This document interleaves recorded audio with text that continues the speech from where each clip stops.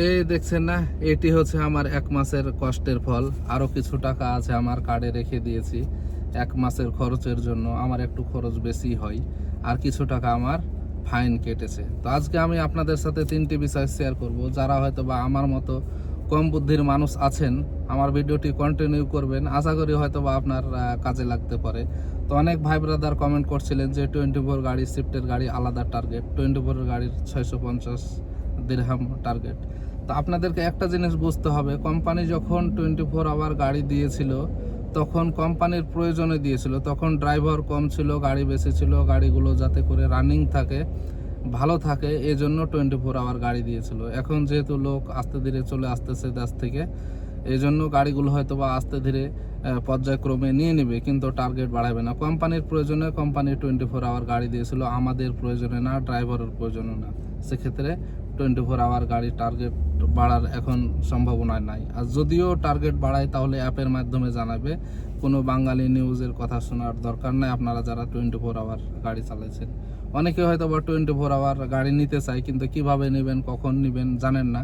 তো আজকে আপনাদেরকে আমি শিখিয়ে দিই যে 24 আওয়ার গাড়ি কখন পাবেন।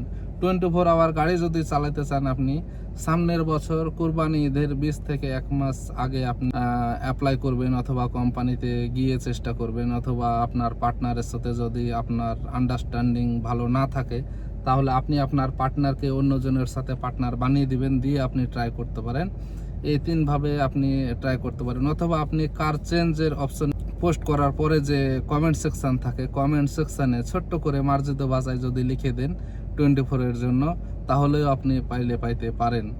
দ্বিতীয় কথা হচ্ছে যে এই মাসে আমি মোটামুটি ভালোই স্যালারি পেয়েছি। 24 গাড়ি চালাইতে হলে কিছু কিছু বিষয় হয়তো বা মাথায় খেয়াল রাখতে হয়। যেমন এই যে ধরেন ইউনিফর্ম, আমি এটা পরিষ্কার করি না এখন নিজের হাতে, কারণ যে একটা শার্ট 1.5 দিরাম, একটা প্যান্ট 1.5 দিরাম, আর একটা সেন্ডু গেঞ্জি হচ্ছে 1 দিরাম। তো 24 গাড়ি চালাইতে হলে কিছু সময় রিল্যাক্স থাকা লাগে, রান্না বান্না তো বাবুর্চি, সব কিছু মিলে এই সকল বিষয়গুলো যদি একটু খেয়াল থাকা যায়, আপনি গাড়ি চালিয়ে আবার কাপড় পরিষ্কার করবেন, রান্না করবেন, তাহলে হয়তো আপনার জন্য কষ্ট হবে। দ্বিতীয় কথা হচ্ছে যে আমি আমার দুবাই ট্যাক্সির জীবনে এতগুলো ফাইন একসাথে আমি কখনোই খাইনি। যেটা ইরান যুদ্ধ লাগছিল ওই সময়তে কাজ প্রচুর পরিমাণে ডাউন হয়ে গেছিলো, একই জায়গায় আমি বসে থাকতাম প্রায় সময়। ওই জায়গাতে প্রাইভেট গাড়ি নিয়েছে, কালো গ্লাসের ভিতর থেকে আমার গাড়ির ছবি তুলে নিয়ে কন্টিনিউ 4 দিনের 4 দিন ফাইন মারছে, 150 দিরাম করে, প্রায় 600 দিরাম আর 20 দিরাম করে। এটা তো আপনারা সবাই জানেন।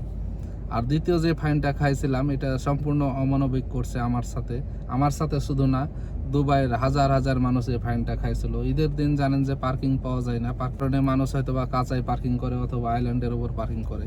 তো আমি কাঁচার ভিতরে পার্কিং করছিলাম, আমার 200 দিরাম ফাইন দিয়েছে। কমসে কম ঈদের দিন এটা ছাড় দেওয়া উচিত ছিল, কিন্তু এই জিনিসটা তারা খুবই খারাপ করছে, যেটা অমানবিকের ভিতরে। তো আপনারা মোটামুটি হয়তো বা বুঝতে পারলেন এই কারণে আমি ফাইন খাইছিলাম। তো ফাইনের প্রায় আমার 800-900 দিরামের মতো কাটছে আমাকে।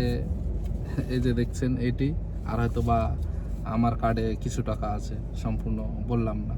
তো মানুষের বিভ্রান্তি শোনার দরকার না। যাদের ইনকাম হয় না তারা কিভাবে ইনকাম করবেন, হতাশ হয়ে গেছেন, একেবারে ইনকাম হয় না, পারবেন না, হয় না, হবে না, এরকম চিন্তা ভাবনা করছেন, মানুষের কথা শুনে পুরাই হতাশ। আপনারা যারা শিফটে গাড়ি চালাইছেন, প্রথমত আপনারা টাইম টু টাইম ডিউটি করবেন। যারা হয়তো বা নতুন তাদেরকে সবাইকে চার্জার গাড়ি দিছে, চার্জার গাড়ি দিলে কি হয় যে চার্জ করতে অনেক সময় নষ্ট হয়। এই জন্য আপনারা সময় মতন খাইবেন, সময় মতো ঘুমাইবেন, আপনার পার্টনার আসার আগেই আপনি রেডি হয়ে থাকবেন, সাথে সাথে গাড়িটা নিয়ে বের হয়ে যাবেন, চার্জিং করে তারপরে ডিউটিতে বের হবেন। সময় নষ্ট করবেন না। দুবাই ট্যাক্সিতে কাজ করতে হলে, 2 টাকা ইনকাম করতে হলে আপনাকে প্রচুর পরিমাণে পরিশ্রম করতে হবে, বুদ্ধি দিয়ে, মেধা দিয়ে কাজ করতে হবে, মানুষের কথা শুনে লাভ নাই। তাহলে আপনি সফল হতে পারবেন, ইনকাম মোটামুটি করতে পারবেন, আলহামদুলিল্লাহ। তো আল্লাহর কাছে হাজার হাজার শুকরিয়া, আমি হয়তো আমার প্ল্যানিংগুলো কাজে লাগাই, হয়তো বা হয়ে যায়। আপনাদের প্ল্যানিং যদি আমার চাইতে ভালো থাকে, বেটার থাকে, আমার চাইতে বুদ্ধি আপনাদের, তাহলে আপনাদের বুদ্ধিতে কাজ চালিয়ে যান। আর যদি আমার চাইতে বেটার আপনাদের বুদ্ধি না থাকে, ইনকাম না করতে পারেন, তাহলে আমি যেভাবে বললাম সেভাবে কাজ করেন, ইনশাল্লাহ আপনি ভালো ইনকাম করতে পারবেন, হতাশ হওয়ার কিছুই নাই। আর সর্বশেষ যেটি বলতে চাই, যদি আমার ভিডিওটি ভালো লেগে থাকে তাহলে অবশ্যই লাইক করে দিবেন ভিডিওটিকে।